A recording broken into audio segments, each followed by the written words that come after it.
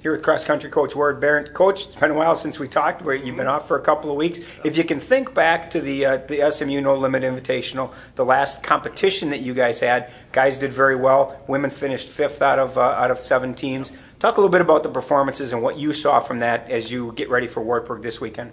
Well, as we were coming into our home meet, we wanted to use that one as more of a confidence builder and really kind of learn how to compete against teams we want to compete against. Coming with the guys, our goal is to win the meet. It didn't happen, but they performed really well in the process, and we were proud of them how they did it. On the women's side, we knew we couldn't go for the win, but we just wanted to challenge our performances and see just how far they can push it on it.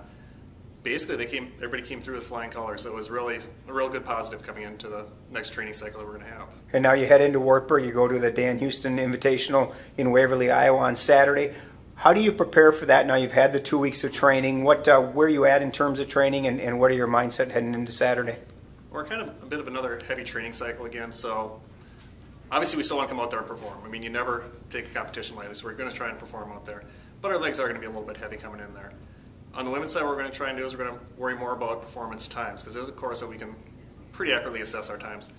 On the guys' side, I think they're going to kind of feel out the region a little bit more. We're going to have some Iowa regional teams. It'll be a good opportunity for them to see them and see how they stack up against them. You've gotten some outstanding performances, especially on the guys' side. You look at Peter Boresh and David Feather and Jake Traxler and Aaron Haley. You've got some depth this year that you really haven't had in the past. As they head into meets like this, do they start looking at, hey, you know what, we want to move up a little bit in team standings? That was the goal from the beginning of the season. They kind of knew we had a little bit more depth. We knew we had 5 people or so. Still don't quite have the depth that we want, but we know we have the depth enough to start moving up through the points. We still have to run good races, and they're understanding that. They know that, so it's definitely a good thing to see. About the middle of October now, weather-wise, Mother Nature's kind of throwing us a little bit of curveball here with the 80-degree temperatures. Ideally, for Saturday's meet, is 70s? Is that a good temperature for them to be competing in? It's a little warm. We'd like to see it a little bit cooler. I guess the positive side is when we start running later in the season, it's going to be cooler and it's going to feel fast and the ground's going to be good to go. So we'll take care of it now, but we'll deal with it now, but we'll definitely enjoy it later.